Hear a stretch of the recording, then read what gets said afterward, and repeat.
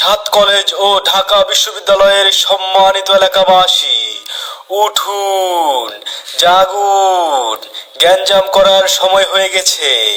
আপনারা সবাই ঘুম থেকে উঠুন। সম্মানিত ঢাকা বিশ্ববিদ্যালয় ও সাত কলেজের এলাকাবাসী,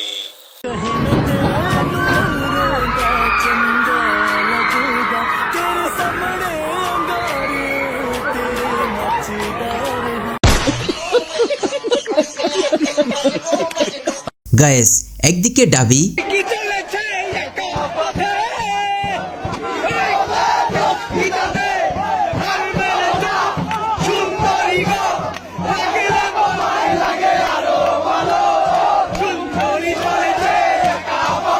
আর একদিকে ভাবি।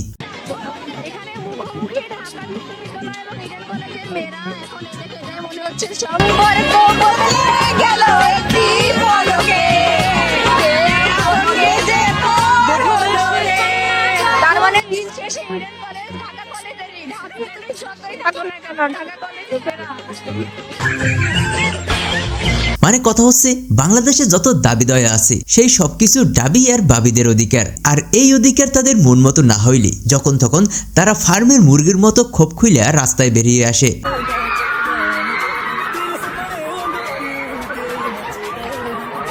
আর এসব আমরা সাধারণ দর্শক হিসেবে উপভোগ করি। কেন? কারণ ভাই, আমরা সাধারণ নাগরিক, আমাদের কাজ হচ্ছে জন্ম নিবন্ধন আর ভোটার আইডি কার্ডের ভুল সংশোধন করা। কিছু করার নেই, এটাই বাস্তব। গাইস, আপনারা তো ভালো করেই জানেন যে কয়েকদিন আগে ফেসবুকে গুজব লিক কিছু গুজব ছড়িয়েছিল। তা হয়েছেটা কি শুনি? যে ডাক্তার ইউনূস পালিয়ে গিয়ে পদত্যাগপত্র পাঠিয়েছে।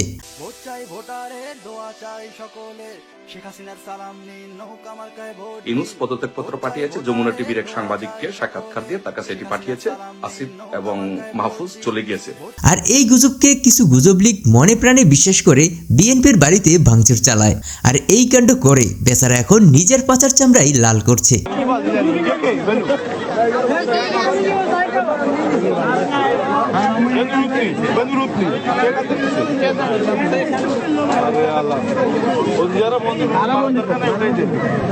আর এজন্যই তো বলে যে জর্জাপটা যা যাবে ওই পাতি নেতাদের পাচার উপর দিয়েই যাবে। গাইস, এক এক সময় আবার এক এক রকমের ফোনালাপ ভাইরাল হয়। আর এই ফোনালাপে উদ্বুদ্ধ হয়ে বিপদে পড়ে পাতি নেতারা। তাই বলছি যে দেখা না দিলে বন্ধু কথা কইও না।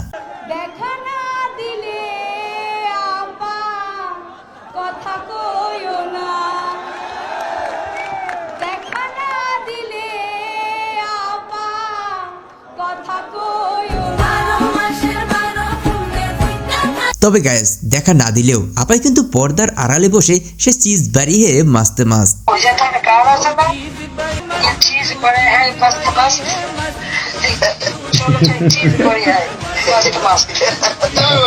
জয় বাংলা।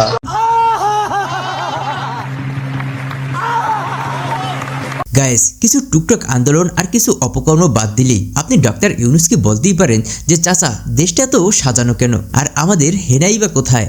চাচা, বাড়ি ঘর এত সাজানো কেন, আর হেনা কোথায়? হেনার বিয়ে হয়ে গেছে। আমি বিশ্বাস করি না, আমি বিশ্বাস করি না, আমি বিশ্বাস করি না। প্রেমের সমাধি ভেঙে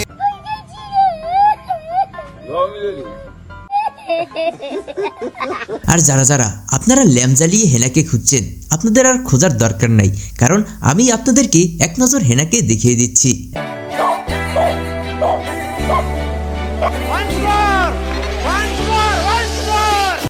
হ্যালো।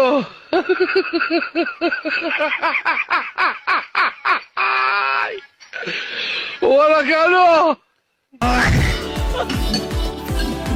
আয় হায়, হাসনাত আব্দুল্লাহ তো একেবারে হাটে হাড়ি ভেঙে দিল। ওদের যে আপা, এই আপা আমাদেরকে গণভবনে আমাদেরকে ঢাকায় অফার করতো, আমাদেরকে তুলে নিয়ে গিয়ে অফার করতো যে বিদেশে আমাদেরকে সেটেল করে দিবে, আমাদের হচ্ছে যা লাগবে তাই দিবে, আমাদের পরিবারকে সেটেল করে দিবে। আমরা তো আপার কথা শুনি নাই, আমরা তোর আপার কথা এগুলো শুনি নাই। আমরা চাইলেও ওই সময় নেগোসিয়েশনে যাইতে পারতাম। দালালি কোনটাকে বুঝাস? তোর আপার সাথে ওই সময় আমরা দালালি করতে পারতাম, তোর আপার সাথে। যারা হচ্ছে ন্যূনতম, যাদের গণতান্ত্রিক আমি না, যারা ফেসিবাদের পক্ষের, তাদের সাথে তারা ভদ্রতা পর্যন্ত ডিজার্ভ করে না, কোন ধরনের ভদ্রতা পর্যন্ত ডিজার্ভ করে না, কোনো ভদ্রতাও না। একটা ফেসিবাদের দূষরের ন্যূনতম কোনো রাজনৈতিক অধিকার নাই। গাইস, হকার সাংবাদিক হকারি ছেড়ে মলম বিক্রি করতো সেটা তো সবাই জানেন, তবে এখন সে বাংলাদেশে এসেও পিঠে বিক্রি করছে। আমি বলছি না আজকে আমি চিৎকার করবো না, আমি আজ রেগে কোনো কথা বলবো না, আমি অভিমান করছি, আমি শোকাহত।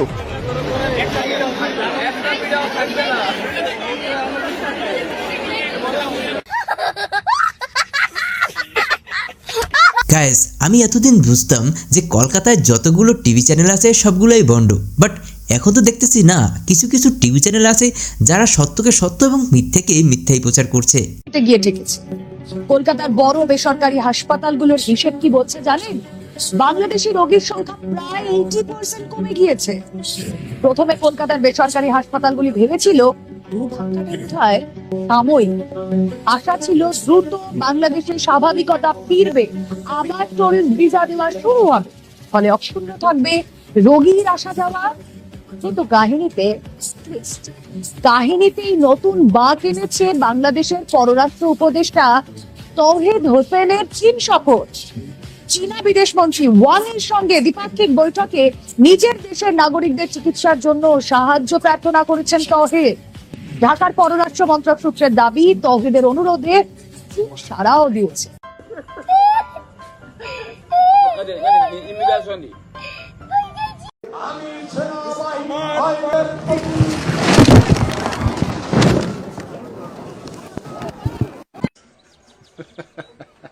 গাইস, একদল খাইছে আর একদল খাবে, মানে মোট কথা আমাদের দেশটা খাওয়া খাওয়ার উপরেই চলবে।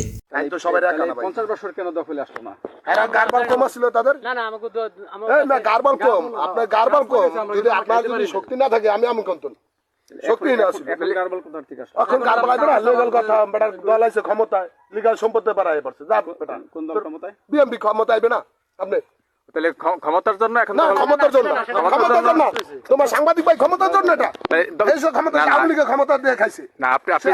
আপনি যে বললেন ভাই না সেটা আপনি এখন বললেন দুনিয়াদারিটা হইছে খালি টাকা খাওয়া খাওয়াই খেলা, যে যারা খাইতে পারে। বন্ধুরা, এতদিন আপনারা শুনছেন যে নারী কিসে আটকায়, তবে আজ আমি আপনাদেরকে দেখাবো নারী আইফোনে আটকালেও পুরুষ কিসে আটকায়।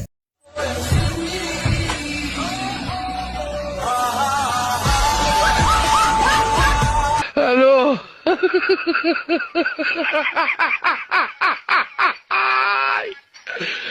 ওরা কেন? বন্ধুরা, পতিতালয়ের পতিতা আর বউ ব্যবসায়ীদের বউদের মধ্যে কোনো পার্থক্য নাই, কারণ টাকার জন্য একদল দরজায় দাঁড়িয়ে ডাকে আর আরেক দল দরজায় দাঁড়িয়েই নাচে।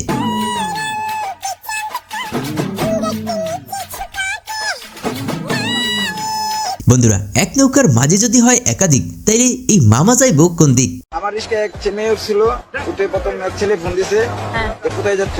বললো যে আমি আজিমপুর যাচ্ছি। আজিমপুর যাচ্ছে, পর আরেক ছেলে ফোন দিল যে কোথায় যাচ্ছ? যে আমি মিরপুর যাচ্ছি। এরপরে আরেক ছেলে ফোন দিল যে তুমি কোথায় যাচ্ছ? যে আমি টানমুন্ডি যাচ্ছি। এখন আমি কনফিউজ করে গেলাম, আমাকে ভাড়া দিবে কি না।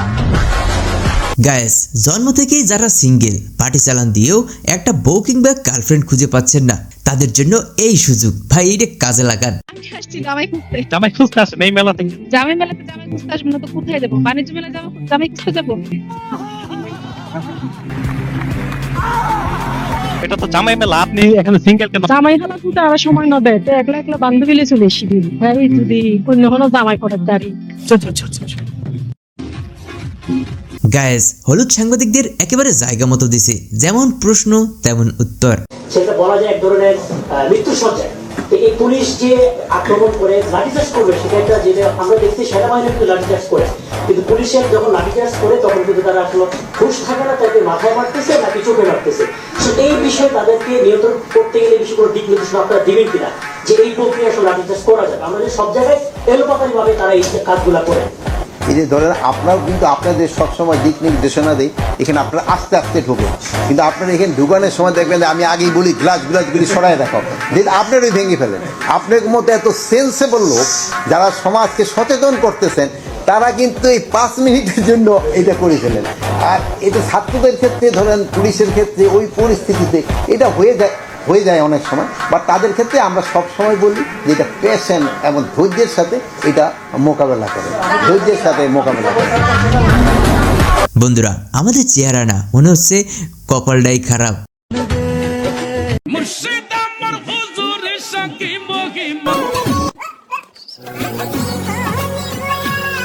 গায়েস, কাকার ক্ষমা হয়ে গেছে, আপনারা সবাই ভুল করে দিয়ে।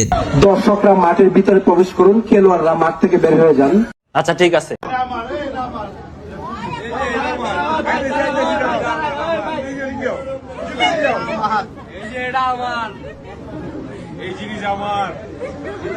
এই যে এইটা আমার, এটা দিয়েই চালাচ্ছি। গাইস, বান্ধবীকে জড়িয়ে ধরে নাকি ডিপ্রেশন কমে যায়, বাট এখানে তো দেখছি বান্ধবীকে জড়িয়ে ধরে হাই ভোল্টেজ হয়ে গেছে।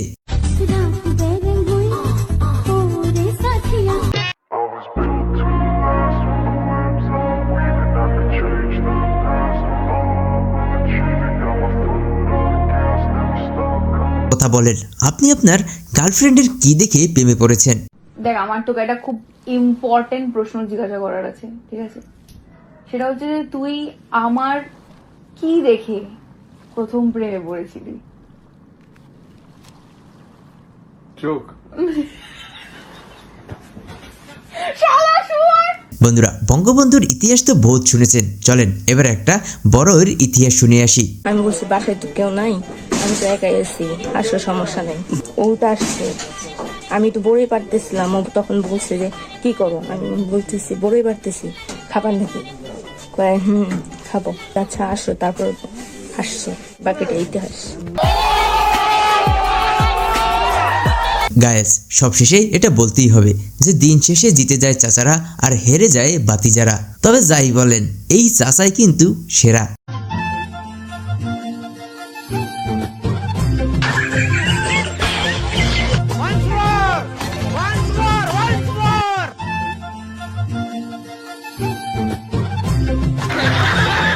তো গাইস, আমাদের আজকের ভিডিওটি এ পর্যন্তই। ভিডিওটি কেমন লেগেছে অবশ্যই কমেন্ট বক্সে কমেন্ট করে জানাতে ভুলবেন না।